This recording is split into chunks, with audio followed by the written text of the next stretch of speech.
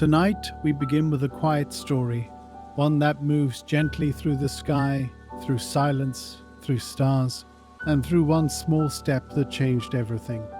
It is the story of Neil Armstrong, a man who loved to fly, who looked up at the moon as a child and dreamed of one day walking on its quiet surface, and who became the first person to leave footprints on another world. There's no need to hurry through this story.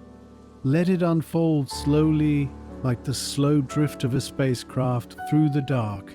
As you listen, imagine the night sky, empty, peaceful, full of stars that have watched over Earth for billions of years.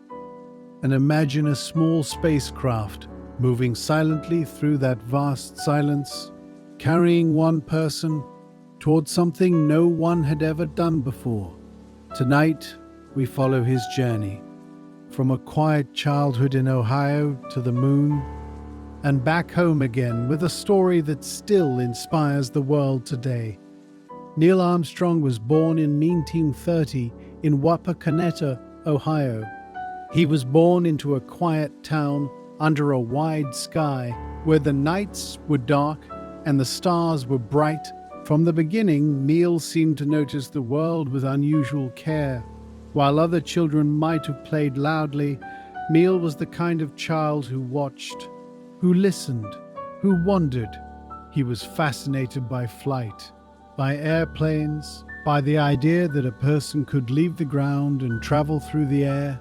Like a bird, he loved to look up, at clouds, at birds, at the sky itself. And when he was just a child, he had his first aeroplane ride. A small plane took off, and for a few minutes, Neil drifted above the fields, above the trees, above the world he had always known. That short flight stayed with him for the rest of his life. He began to save money. He began to study. He learned how to fly. He earned his pilot's license before he even finished high school. That was rare. That was special. But Neil did not see it as special. He saw it as simply what he was meant to do. In the quiet of the Ohio nights, under the stars, a young boy began to dream of a future where he could fly higher and farther than anyone before him. As the years passed, Neil's love of flight only grew stronger. He was not searching for fame. He was not searching for recognition. He was searching for understanding. He wanted to fly. He wanted to learn. He wanted to push the boundaries of what a person could do in the air and later in space. He studied engineering. He became a test pilot. He flew experimental aircraft. Machines that were designed to go faster, higher, and farther than anything before. Test piloting was dangerous. But Neil was calm, he was steady, he was careful. He understood that the sky and the space beyond it would reveal its secrets only to those who approached with respect and with patience. That dream took shape slowly, the way many important dreams do. It was not rushed, it was not forced. It simply kept returning to him year after year until it became part of who he was. And then a new opportunity appeared. The United States was beginning a program to send people into space, and eventually to send them to the moon. Neil applied. He was chosen, and suddenly his dream was no longer just a dream.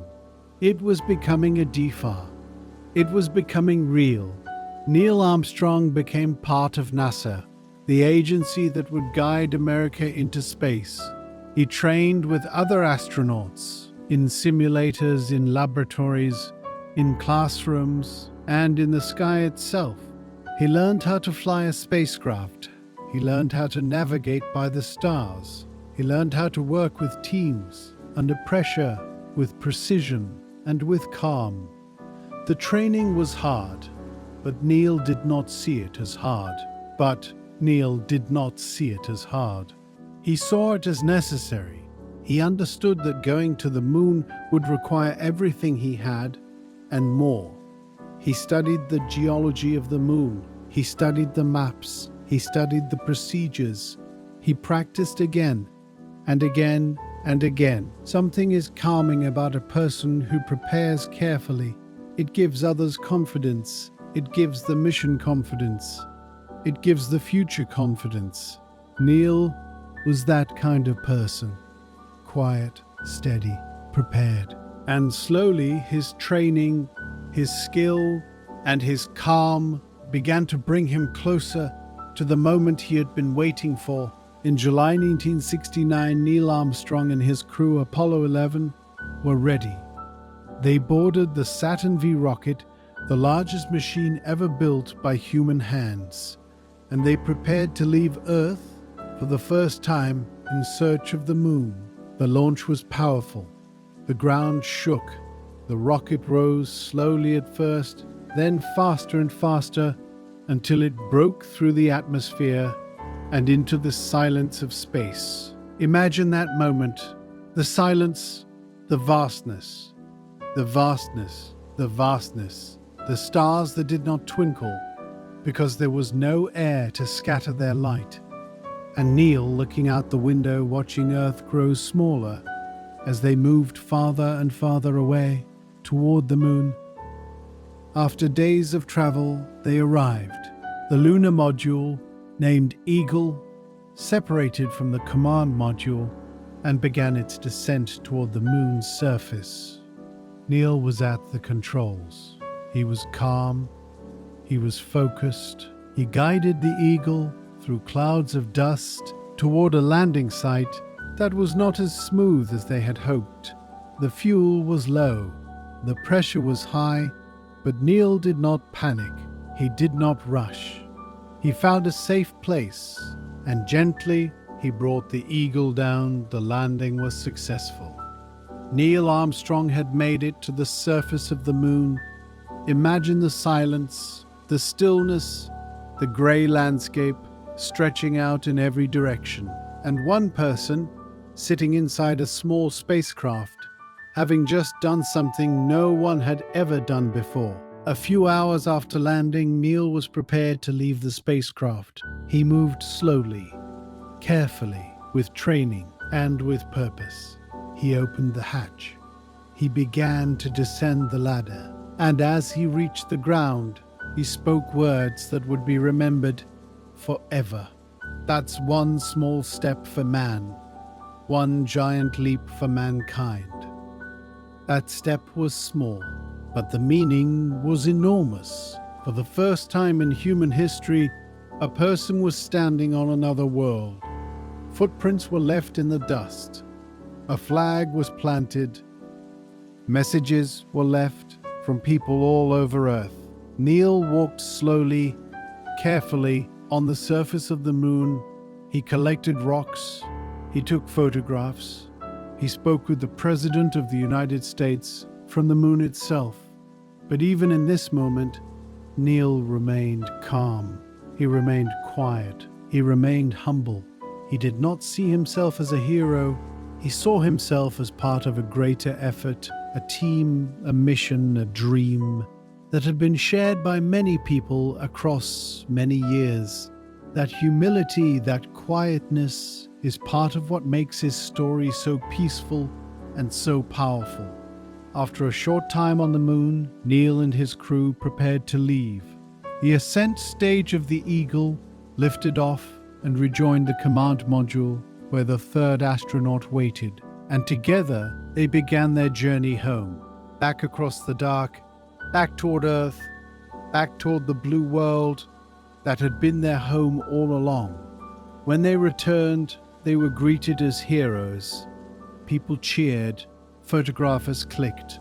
The world was filled with joy and wonder and gratitude.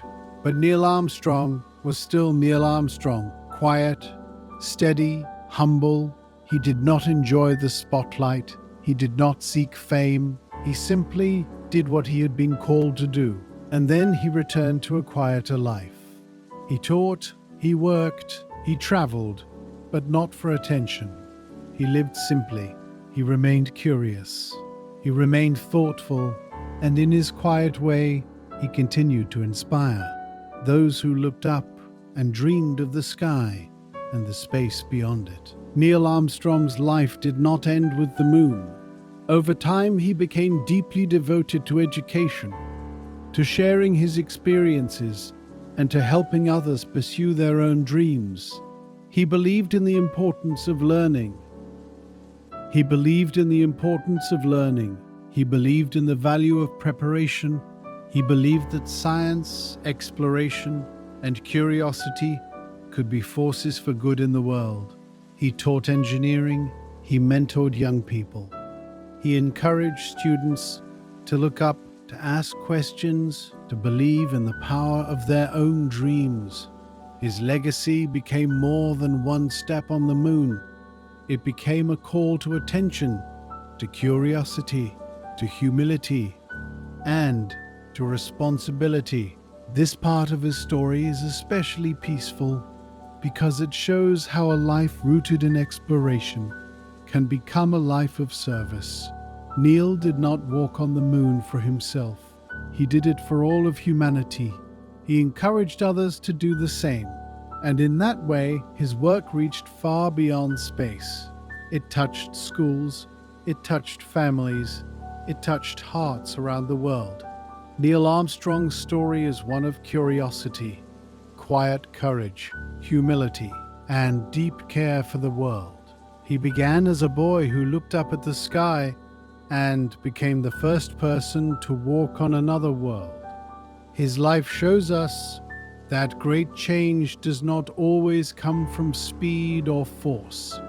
Sometimes it comes from waiting, preparing, and caring deeply enough to take the step when the moment arrives. That is a gentle lesson, but it is also a lasting one. His legacy continues in the scientists who study space, in the engineers who design spacecraft, in the students who choose to learn even when the path is difficult, and in every person who looks up and believes that the stars are within reach. Neil's life reminds us that a calm and humble heart can leave a wide ripple across the world, and as the moon grows quiet and the evening deepens, we can remember his story as a quiet gift, one that teaches us that patience, curiosity, and care can change everything.